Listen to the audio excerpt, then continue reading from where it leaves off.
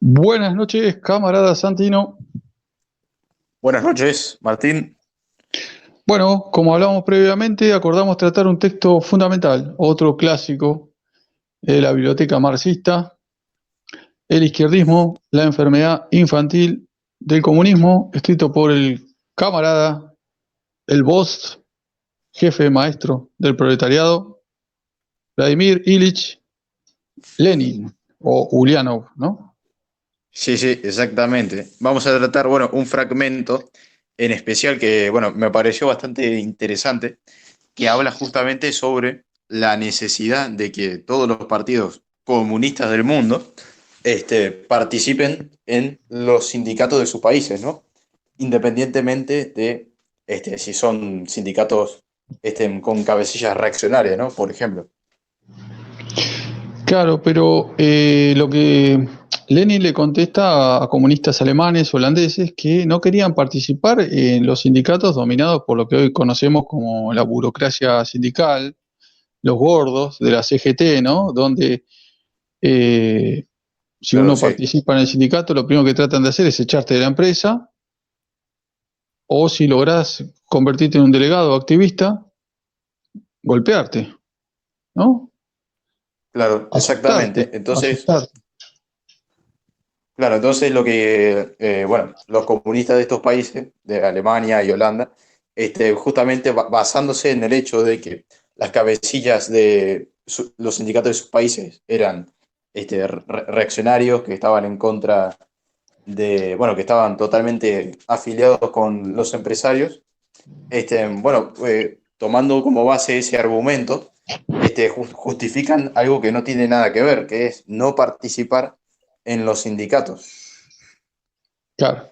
Y de hecho, lo que proponían era fundar sindicatos rojos, sindicatos comunistas, ¿no? Claro, exactamente, o sea, una locura total, porque la realidad es que hay que tomar como base las organizaciones que las masas trabajadoras ya han fundado y en las que tienen confianza, que son sus sindicatos.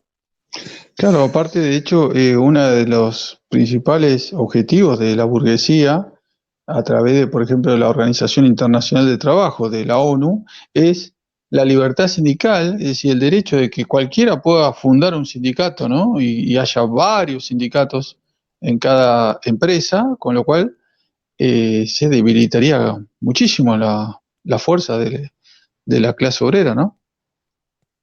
Claro, exactamente. Y además comentar la cuestión de que en realidad participar en los sindicatos es una cuestión fundamental independientemente de qué tan avanzados estén esos sindicatos o si están totalmente dominados por, ¿cómo decirlo? Por, digamos, representantes de la burguesía que se disfrazan de representantes de la clase obrera. Independientemente de eso, es fundamental participar en los sindicatos debido a que, bueno, son organizaciones de masas, o sea, reúnen millones de obreros y por lo tanto es posible allí iniciar una gran labor de agitación política para generar conciencia y unidad de clase, ¿no?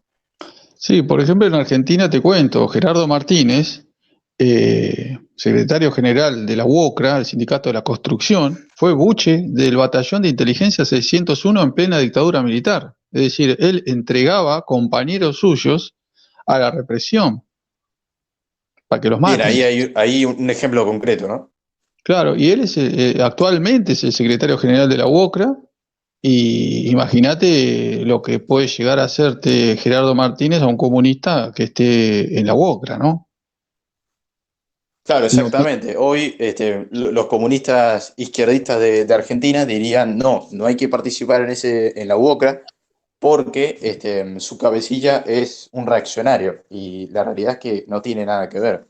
Hay que participar igual en ese sindicato. sí, sí, por supuesto.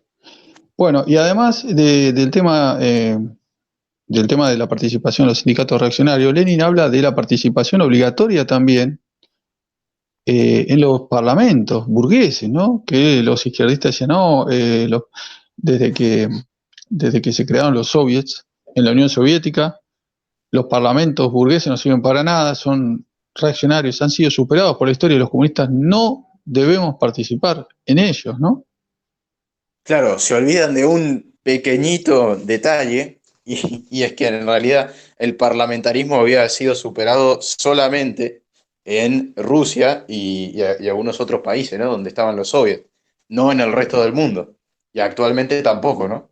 Exactamente. Y bueno, un ejemplo acá también en Argentina, diciembre del 2017, una manifestación de masas, 300.000 trabajadores marcharon contra el proyecto de ley que finalmente aprobó el gobierno reaccionario de Macri para bajarle las jubilaciones a los jubilados, eh, que justamente fue aprobado en el Congreso de la Nación Argentina, ¿no?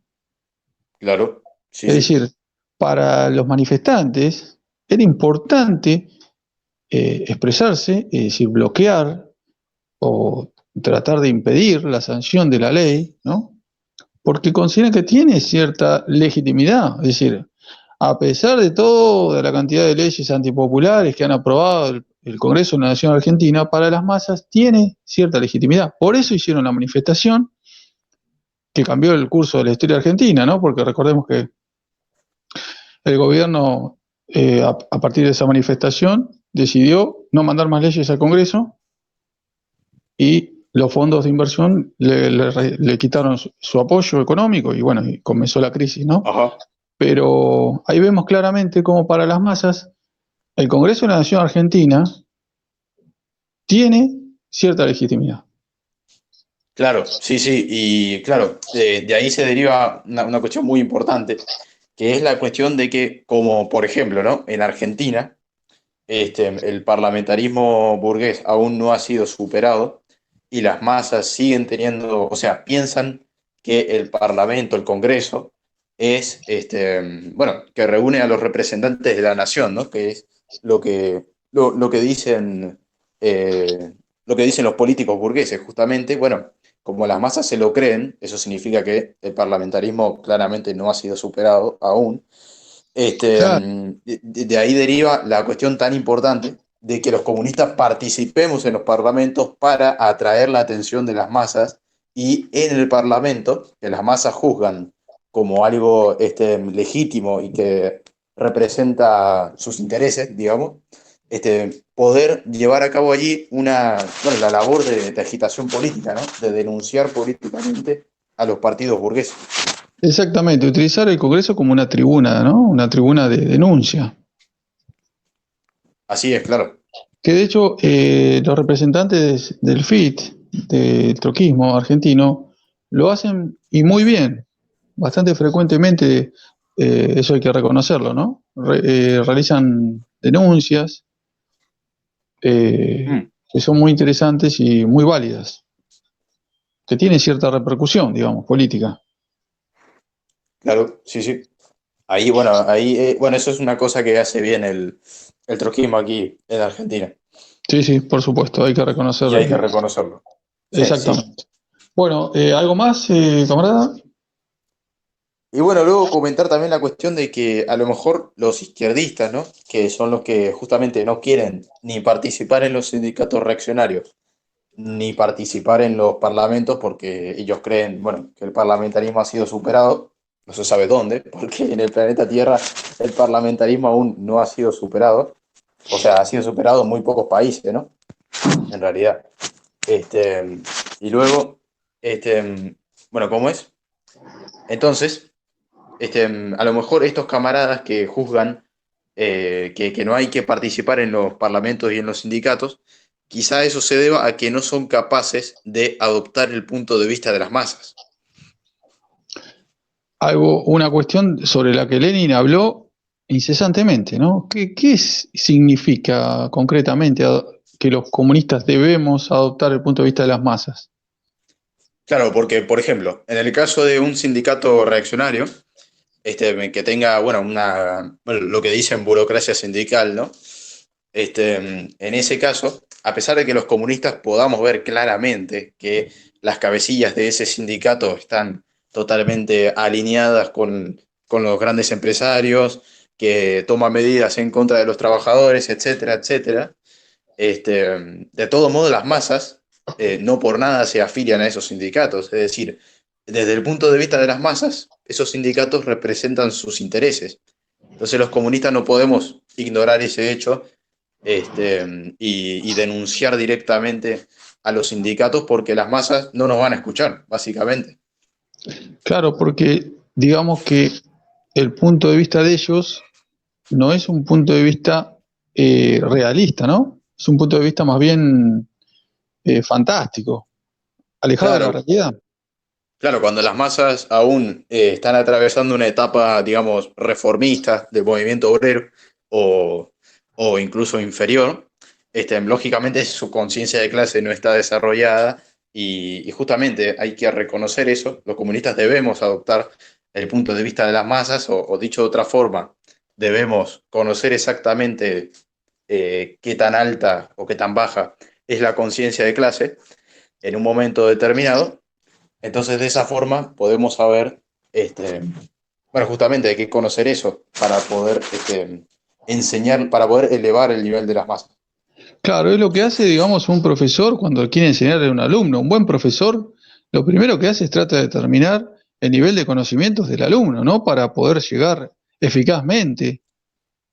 Claro, exactamente. O sea, imaginemos un caso, ¿no? Que yo qué sé, que alguien está aprendiendo un idioma, por ejemplo, ¿no? Por ejemplo, el inglés. Bueno, el profesor, para darle clases a ese alumno, darle clase de inglés, pues necesitará saber su nivel. Si tiene un nivel muy bajo y le empieza a hablar en inglés con palabras muy específicas, con reglas gramaticales muy particulares, el alumno lógicamente no va a entender nada. Exactamente, Entonces, es ahí la importancia de adoptar el punto de vista de las masas, que es lo que no hacen los izquierdistas.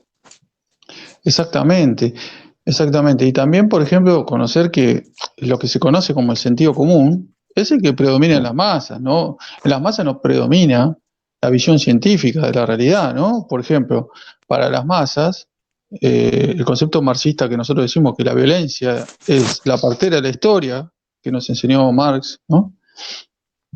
Sí, Y sí, cómo el papel en el progreso de la humanidad que tuvo la violencia entre los oprimidos y los opresores para liberarse de sus cadenas, ese papel revolucionario de la violencia choca contra el sentido común de las masas que consideran que la violencia está siempre mal.